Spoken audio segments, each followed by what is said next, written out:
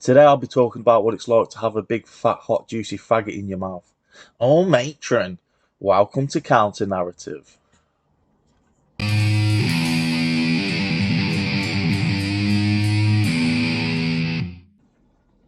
So let's get a little perspective. The celeb vicar Richard Coles recently got in trouble for writing about the English delicacy that is faggots and peas. Ironically, Richard himself is gay. The technocrats at Facebook mistook his culinary post for homophobic hate speech. Something you would have thought they had learned not to do, as this has happened previously to a Black Country History group who were discussing the food. For anyone who has never had a throbbing hot faggot in their mouth, here's a few adverts showing you what you're missing. Hello, faggot lovers everywhere. I've a message for you from Birdseye. Birdseye faggots will appeal to your whole family. They've made them with lashings of gravy, but they've gone easy on the spice because kids don't like them too spicy, apparently. Birdseye even suggests that people who don't like faggots could enjoy these. They live in hope. You know, they could be right.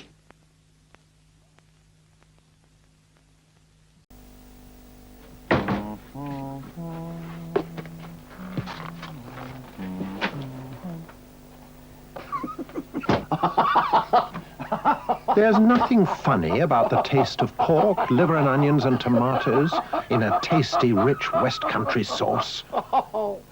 Except when you call it brains faggots. Brains faggots. What a name. What a sauce. Just watching a couple of men on the internet eating faggots there. So as you can see, there's nothing hateful about faggots. They're simply a popular cheap food that in my memory were most popular circa the 1980s and 90s. But this does lead to a conversation about cancel culture and censorship. In the same month that the sweets midget gems were rebranded to mini gems, has censorship and political correctness got out of control? And how can people in another country 4,000 miles away be the arbiters of a regional language? Well, let's go back to the word faggot and look at its derivation and when it became a pejorative. So the OED states that the word originally meant a bundle or bunch of sticks or twigs. I've seen before that this led to the erroneous idea that gay people used to be burnt on piles of sticks or twigs, which there is no evidence for and seems to be untrue. It seems similar to the erroneous information that Naomi Wolf published about the treatment of gays in Britain, which I'll play a clip of now. Mentioned of penal servitude for 10 or 15 years, and I found like several dozen executions, but that was again only looking at the Old Bailey records and the crime tables. Several regionally. dozen executions. Correct. And this corrects a misapprehension that is in every website that the last man was executed for sodomy in Britain in 1835. I don't think you're right about this. One of the cases that you look at that's salient in your report is that of Thomas Silver.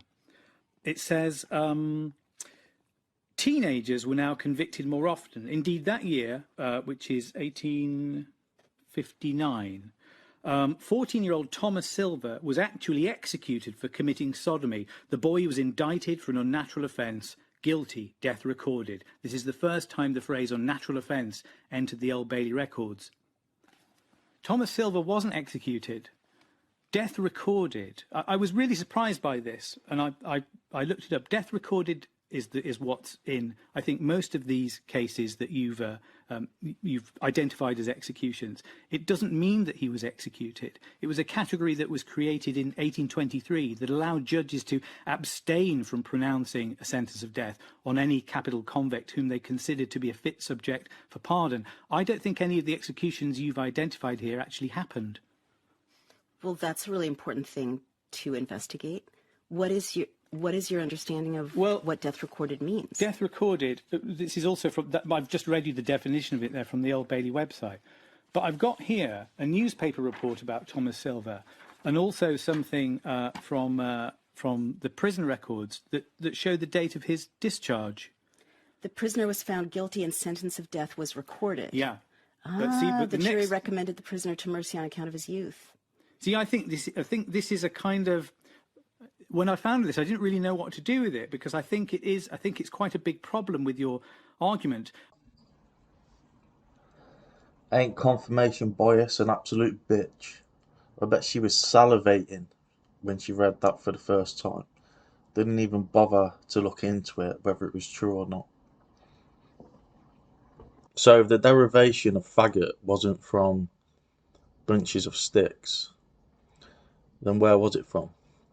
And as usual in Britain, everything comes down to class, and it seems that it came from the boarding school system in Britain. So fagging was a traditional practice in British public schools and also at many other boarding schools. So basically it was about status, where the elder boys had basically servants who were the younger boys, and this went on for centuries.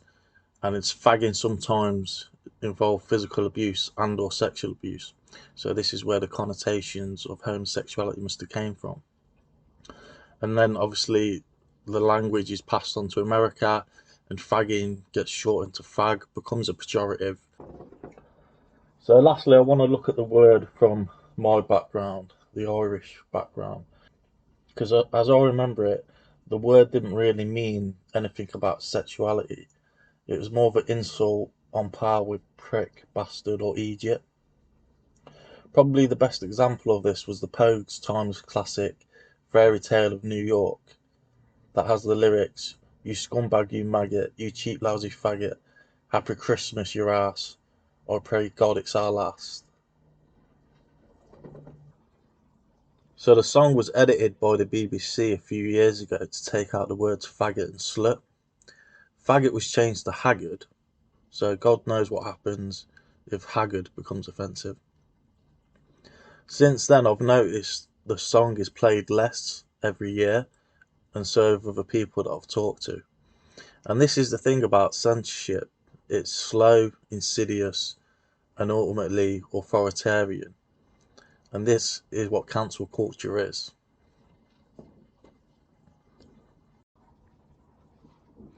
In my opinion, the greatest trick of cancel culture and political correctness is its effective gaslighting. They claim, what does it matter if midget gems are changed to mini gems, or if an American football team has to change its name, etc.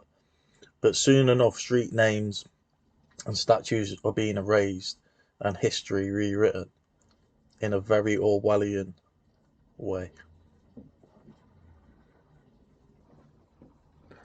Okay, thanks for listening. That's the end of the video. Please like, share and subscribe. If you got any comments about the video, leave them below. Keep it civil. Cheers.